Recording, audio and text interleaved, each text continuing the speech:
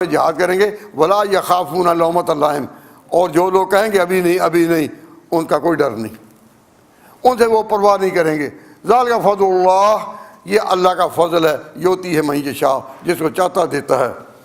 واللہ واسع علیم، اور اللہ تعالیٰ بہت وسعت والا ہے اور جاننے والا ہے۔ یہ ایک پیش گوئی ہے، اس پیش گوئی میں 5-6 باتیں کہی گئیں۔ کیا؟ ایک تو یہ کہ یہ جو مرتد ہوں گے کب ہوں گے؟ حضور کی وفات کے بعد، قرآن کے مکمل ہونے کے بعد، حضور اکرم صلی اللہ علیہ وسلم کے دنیا ہونے سے رخصت ہونے کے بعد مسلمانوں میں سے یہ لوگ مرتد ہوں گے۔ ایک بات تاریخ بتاتی ہے کہ وہ مرتد ہوئے،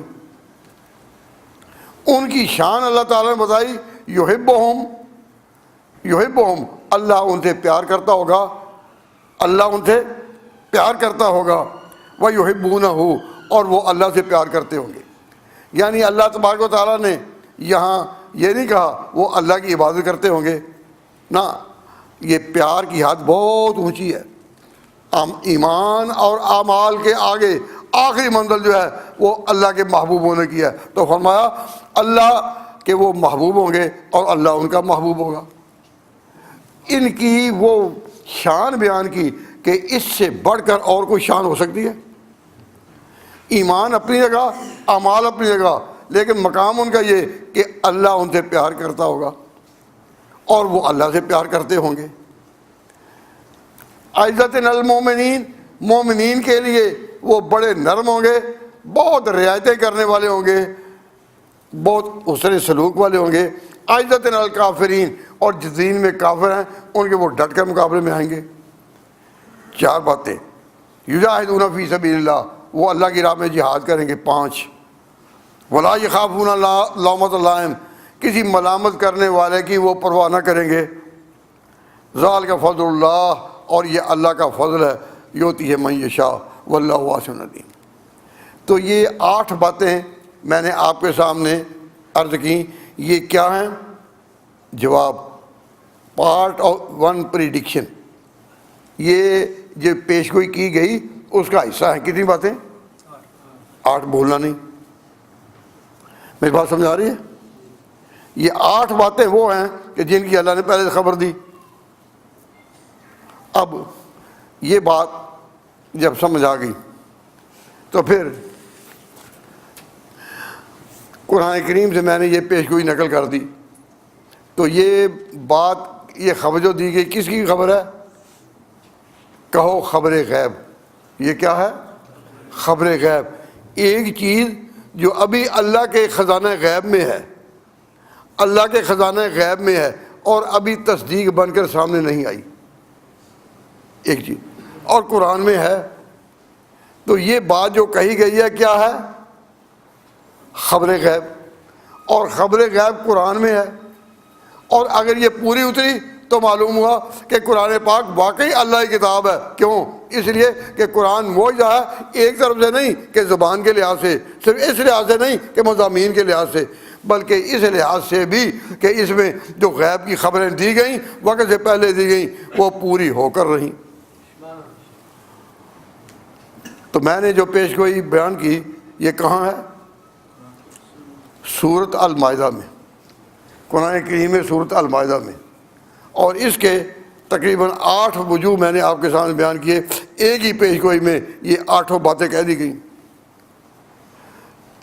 یا ایھا الذین آمنوا، اے ایمان والو، من یرتد منکم عن دینہ، جو تم میں سے اپنے دین سے پیچھے ہو جائیں گے، ٹرن بیک ہو جائیں گے، فسوف یأتی اللہ بقوم، اللہ ان کے مقابلے میں ایک ایسی قوم کھڑا کرے گا، یحبہم ویحبونہ، جو اللہ کے محبوب ہوں گے اور اللہ ان کا محبوب ہوگا۔ عزت المومنین، مومنین کے لیے نرم ہوں گے۔ عزت الکافرین، یجاہدون فی سبیل اللہ ولا یخافون لومۃ لائم، ذالک فضل اللہ یؤتی من یشاء واللہ واسع علیم۔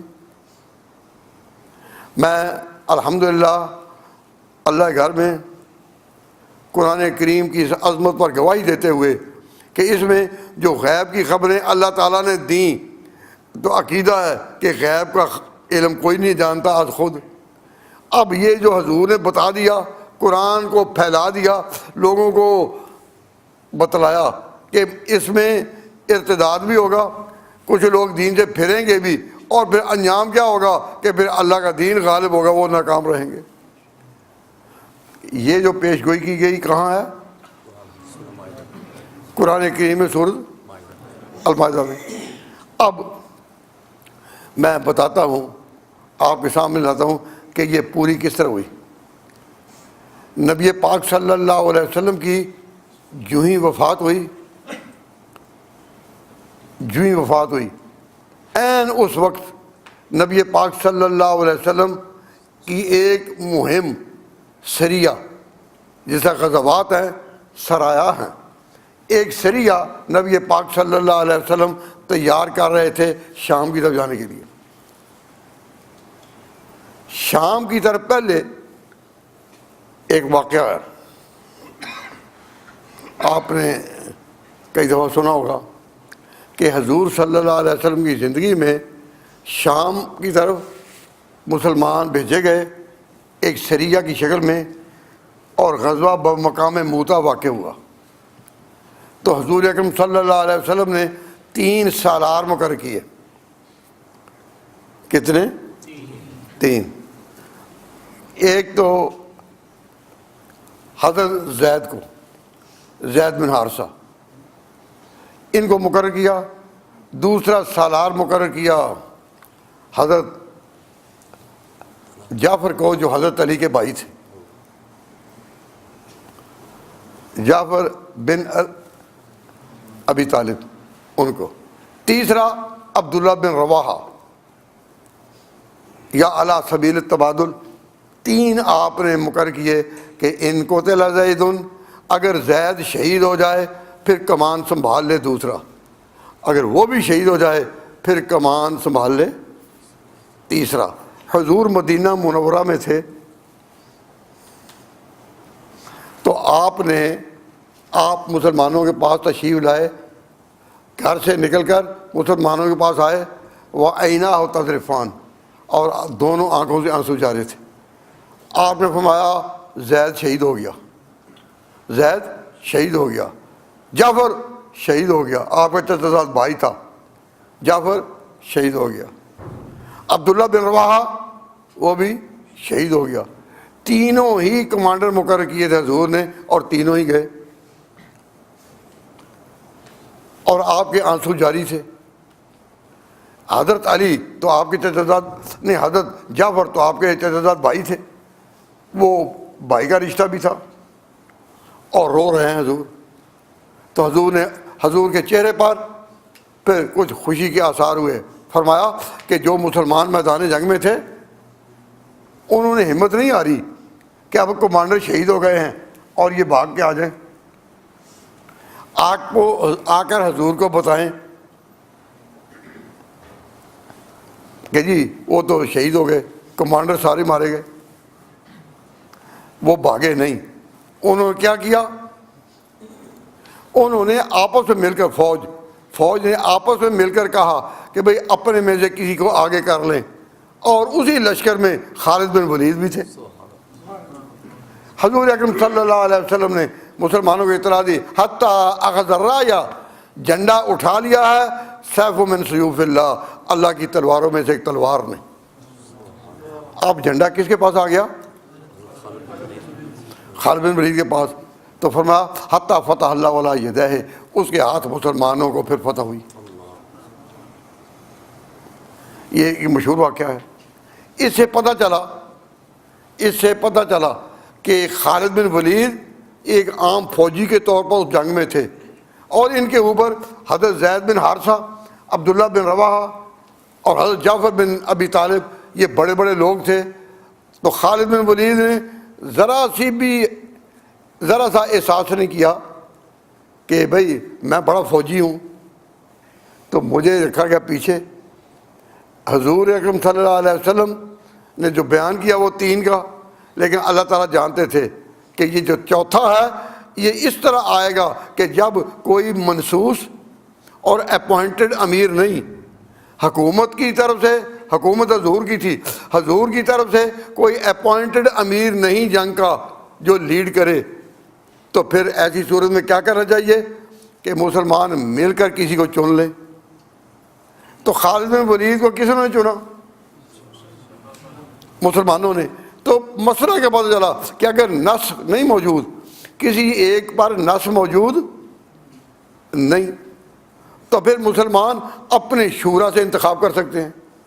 مثلا ایک مسئلہ کہ حضور اکرم صلی اللہ علیہ وسلم نے اگر سلطنت اسلامی کا کسی کو ہیڈ مقرر نہیں کیا، وفات سے پہلے نماز کا تو امام مقرر کیا اور سارے کام کیے، لیکن سلطنت کا ہیڈ کسی کو مقرر نہیں کیا، تو جب کسی کو مقرر نہیں کیا تو پھر قانون کیا ہوا کہ جو مسلمان ہیں وہ خود شورا کے ساتھ فیصلہ کریں.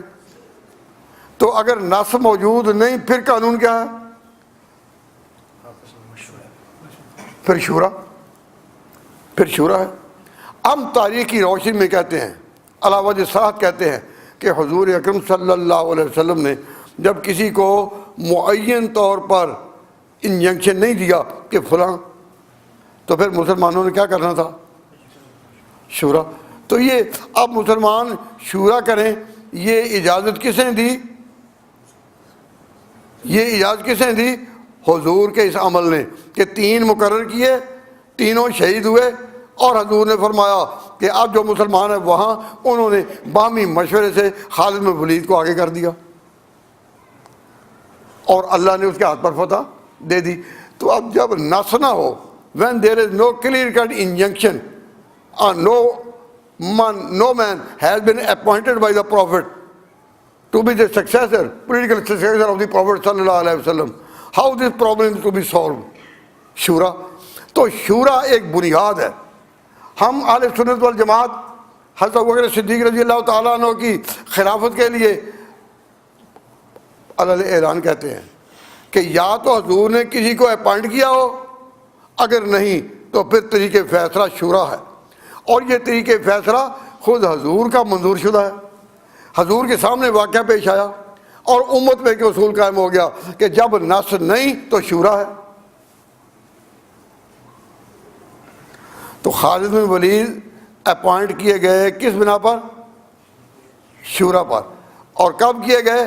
حضور کے وقت میں، زمانے میں. اور حضور نے اس کو اپنے بیان سے منظوری بخشی، فرمایا وہ شہید ہو گیا، وہ شہید ہو گیا، وہ شہید ہو گیا، حتیٰ اخذ الرایۃ سیف من سیوف اللہ. تو حضور کی زبان سے لفظ نکلا اللہ کی تلوار. تو اللہ کی تلواروں میں سے ایک تلوار نے بڑھ کر کمان مسلمانوں کی سنبھالی، فتح اللہ ولا یدہ، اللہ نے اسے ہاتھوں پر فتح دی. تو ایک اصول معلوم ہوا نا. یہ جو وہاں پہلے شہید کون تھے؟ حضرت زید. تو حضرت زید چونکہ شہید تھے تو اس وقت قبضہ تو ہو گیا، لیکن پھر حضور اکرم صلی اللہ علیہ وسلم نے کہا کہ وہاں ایک اور مہم بعد میں اور بھیجی جائے تاکہ جو بھی سر اٹھاتا نظر آئے وہ بھی دب جائے. تو حضور نے اسی کے بیٹے کو، اس کا نام تھا اسامہ، خدا تعالیٰ نے یہ اسی کے مقدر کرنا تھا کہ اسامہ بن زید، اس زید کا بیٹا، اس کو کہا یہ لیڈ کرے گا، یہ لیڈ کرے گا. اور اس کے ماتحت جو بڑے بڑے لوگ مقرر کیے ان میں حضرت عمر بھی تھے. یا اللہ، یہ عجیبہ اتنا بڑا اہم لشکر کہ کمان کرے کون؟ اسامہ، ایک بچہ، وہ ابھی اتنا تجربہ کار نہیں. اور جو لشکر ہے اس میں حضرت عمر جیسے. اس سے پتہ چلتا ہے کہ ان دنوں مشترکہ جد و جہد میں چھوٹے بڑے کا کوئی امتیاز نہ تھا. چاہے تو حضور خالد بن ولید کو ان کے ماتحت کر دیں جو تینوں ہی شہید ہو گئے، اور پھر خالد بن ولید شورا کے ساتھ آگے آئے، اور چاہے تو پھر حضور مقرر کر دیں اسامہ کو مقابلے کے لیے جانے کے لیے، شام جانے کے لیے، اور اس کے ساتھ جو لشکر جائے ان میں حضرت عمر کو رکھ دیا. یہ عجیب بات ہے یا نہیں؟ لیکن اسلام کی تاریخ ان حقائق سے روشن ہے. تو میں یہ توجہ دلا رہا ہوں، حضور کی وفات کب ہوئی؟ اس وقت ہوئی جب اسامہ کی تیاری حضور کرا رہے تھے.